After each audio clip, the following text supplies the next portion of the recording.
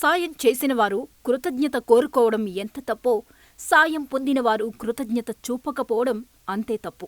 పవన్ కళ్యాణ్ అనే వ్యక్తి నోరెత్తకపోతే సమాజంలో ప్రతిరోజు జరిగే అనేక సంఘటనలాగా సుగాలి ప్రీతి అంశం కనుమరుగైపోయేది అనేది వాస్తవం. 2019లో ఘోర పరాజయం పొందిన పార్టీ కార్యాలయానికి వచ్చి బాధితురాలి తల్లిదండ్రులు ఘటన గురించి చెప్పిన వెంటనే చెలించి స్పందించిన వ్యక్తి పవన్ కళ్యాణ్ గారు.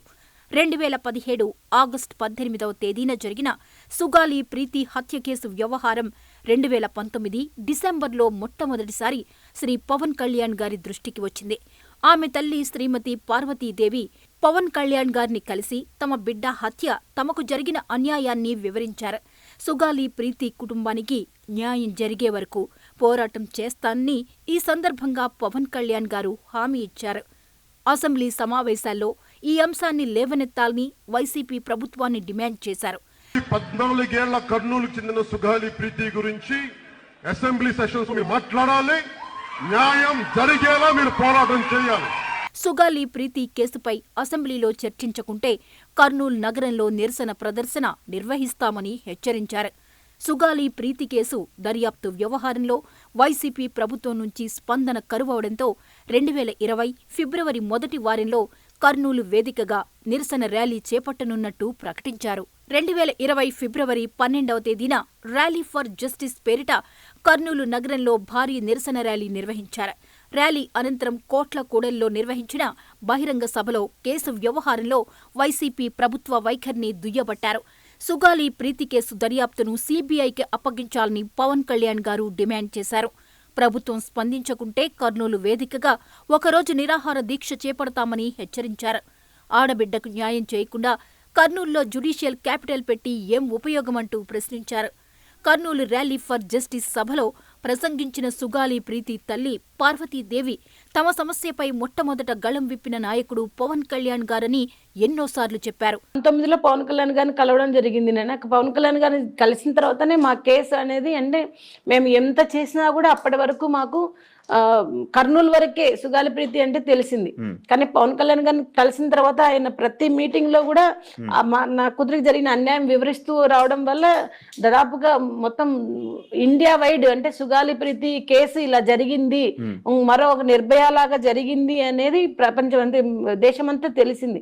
సుగాలి ప్రీతి హత్య కేసుపై పోరాటం మొదలుపెట్టిన నాటి నుంచి శ్రీ పవన్ కళ్యాణ్ గారు ప్రతి పార్టీ సమావేశంలో, రాజకీయ సమావేశంలో ఆ అంశాన్ని లేవనెత్తుతూ గత ప్రభుత్వంపై తీవ్ర ఒత్తిడి తీసుకువచ్చారు. పవన్ కళ్యాణ్ గారి పోరాటంతో సుగాలి ప్రీతి హత్య కేసు వ్యవహారం రాష్ట్ర వ్యాప్తంగా చర్చనీయాంశంగా మారింది. పవన్ కళ్యాణ్ గారి ఒత్తిడికి తలొగ్గి 2020 ఫిబ్రవరి 27వ తేదీన సుగాలి ప్రీతి కేసు దర్యాప్తును సీబీఐకి అప్పగిస్తూ గత ప్రభుత్వం జీవో జారీ చేసింది. వైసీపీ ప్రభుత్వ నిర్ణయాన్ని స్వాగతించిన పవన్ కళ్యాణ్ గారు దర్యాప్తు వేగవంతంగా పూర్తి చేయాలని డిమాండ్ చేశారు. అయితే వైసీపీ ప్రభుత్వం జీవో జారీ చేసి చేతులు దులుపుకుంది. తదుపరి సీబీఐ విచారణ ముందుకు సాగలేదు. రాష్ట్రంలో మహిళలపై దాడులు జరిగిన ప్రతి సందర్భంలోనూ, చివరికి 2024 సార్వత్రిక ఎన్నికల సభల్లోనూ సుగాలి ప్రీతి కేసు వ్యవహారంలో గత ప్రభుత్వ వైఖరిని తప్పుబడుతూ వచ్చారు. 2022లో మహిళా కమిషన్ని తన ట్విట్టర్ ఖాతా వేదికగా సుగాలి ప్రీతి తల్లికి ఇంకా న్యాయం జరగలేదు, సీబీఐకి అప్పగించిన కేసేమైందంటూ ప్రశ్నించారు. 21/2023లో శ్రీ నాగబాబు గారు కర్నూలు జిల్లా పర్యటనకు వెళ్లినప్పుడు సుగాలి ప్రీతి తల్లిదండ్రులు కలిశారు. పవన్ కళ్యాణ్ గారు అధికారం చేపట్టిన వెంటనే కేసు దర్యాప్తుపై దృష్టి సారిస్తారని ఆయన హామీ ఇచ్చారు. 2024 సార్వత్రిక ఎన్నికల అనంతరం ఉప ముఖ్యమంత్రిగా బాధ్యతలు తీసుకున్న వెంటనే సుగాలి ప్రీతి కేసు విషయంలో న్యాయం జరగలేదని తెలిసి క్యాంపు కార్యాలయానికి పిలిపించుకుని వైసీపీ ప్రభుత్వం జారీ చేసిన నామమాత్రపు సీబీఐకి బదిలీ అంశంపై వివరాలు తెలుసుకున్నారు. ఈ కేసు విచారణ పూర్తయ్యేలా కూటమి ప్రభుత్వం చర్యలు తీసుకుంటుందని భరోసా ఇచ్చి విచారణ వేగవంతమయ్యేలా చూడాలని. సుగాలి ప్రీతి అనే ఒక పాప 14 ఏళ్ల బిడ్డ స్కూల్కి వెళ్ళి, అమ్మ నేను స్కూల్కి వెళ్తున్నాను తిరిగి వస్తానని చెప్పి వెళ్తే ఆ బిడ్డ ఇప్పుడు ఇంటికి రాలా, స్కూల్లో చనిపోయింది. ఫ్యాన్కి ఉరేసుకొని చనిపోయింది. దాని మీద ఈ రోజు వరకు యాక్షన్ తీసుకోవడానికి చేస్తామంటే ఇప్పుడు ఈ మధ్యన మన కొత్త ప్రభుత్వం వచ్చిన తర్వాత దాని మీద యాక్షన్ ఇనిషియేట్ చేస్తా ఉన్నాం. అంటే మీకు ఆడబిడ్డల భద్రత అంత కీలకం. హోంశాఖ మంత్రి అనిత గారికి సూచించారు. సుగాలి ప్రీతి తల్లిదండ్రులను హోంశాఖ మంత్రి అనిత గారిని కలవాలని సూచించడంతో వారు కలిసి కేసు వివరాలు, ఘటనా వివరాలు వివరించారు. పవన్ కళ్యాణ్ అనే వ్యక్తి చొరవతో ఈ కేసు దర్యాప్తు ఇక్కడ వరకు వచ్చింది. పవన్ కళ్యాణ్ అనే వ్యక్తి మాట్లాడకపోతే ఇతర నాయకులు వదిలేసినట్టు వదిలేస్తే ఈ అంశంపై ఎవరూ మాట్లాడేవారు కాదు. అలాంటిది ఈ రోజు వచ్చి పవన్ కళ్యాణ్ను ప్రశ్నిస్తాం, పవన్ కళ్యాణ్ న్యాయం చేయలేదు అని మాట్లాడుతుంటే వారి ఆవేదనను అర్థం చేసుకోవాలా, లేక అండగా ఉంటామని మాట ఇచ్చి మాటలు పడడం ఆయన చేసిన తప్ప అనేది అర్థం కావట్లేదు. ఏ సంఘం మద్దతు లేనప్పుడు, ఒంటరిగా వచ్చినప్పుడు ఆయన వారిని కలిసి వారికోసం నిలబడి రోడ్డెక్కి నలిగిపోయి వారికోసం మాట్లాడారు. ఈరోజు ఏదో సంఘం కండువా మెడలో వేసుకుని ఆయన్నే ప్రశ్నించడం నైతికంగా ఎంతవరకు కరెక్ట్ అనేది వారి విజ్ఞతకే వదిలేయాలి.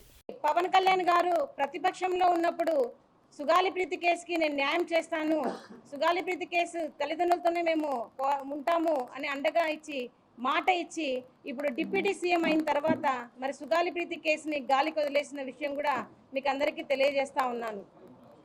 మరి ప్రతిపక్షంలో ఉన్నప్పుడు అంతగా మాకు అండగా ఇచ్చిన మరి జనసేనాని గారు మరి ఈరోజు ఎందుకు సుగాలి ప్రీతి కేసు గురించి పట్టించుకోవడం లేదో ఈ మీడియా తరఫున నేను ప్రశ్నిస్తాను అన్నగారిని. అన్న, మీరే మాకు మాట ఇచ్చారు, ఖచ్చితంగా కూటమి ప్రభుత్వం వస్తుంది, ప్రభుత్వం వచ్చిన ఫస్ట్ సంతకమే సుగాలి ప్రీతి కేసు అన్నారు. మరి మీరు వచ్చి కూడా అధికారంలోకి 14 నెలలు పూర్తి అయినా కూడా ఇప్పటి వరకు కూడా సుగాలి ప్రీతి కేసులో ఏ విషయం కూడా ముందుకు సాగలేదు. మరి ఎందుకు ఇంత వ్యత్యాసం అని నేను అడుగుతా ఉన్నాను. కుటుంబానికి న్యాయం జరగాలని ఆకాంక్షించడమే కాకుండా పెద్ద ఎత్తున ఈ సమస్య లేవనెత్తడం వల్ల ఈరోజు వారి కుటుంబానికి ప్రభుత్వాలు అన్ని విధాలా ఆర్థికంగా ఆదుకుందే. పవన్ కళ్యాణ్ అనే వ్యక్తి చొరవ, సుగాలి ప్రీతి అంశం ఇప్పటికీ విచారణ జరగడానికి కారణం 9 నెలల క్రితం మిస్సింగ్ అయిన బాలికను 9 రోజుల్లో జమ్మూలో కనిపెట్టగలిగారు. మిస్ అయిన కాకినాడ బాలికను 24 గంటల్లో కనిపెట్టారు. అలాంటి వ్యక్తిపై తప్పుగా మాట్లాడడం వారి విజ్ఞతకు వదిలేస్తూ జనసేన పార్టీ ఎప్పుడూ బాధితుల పక్షాన ఉంటుంది.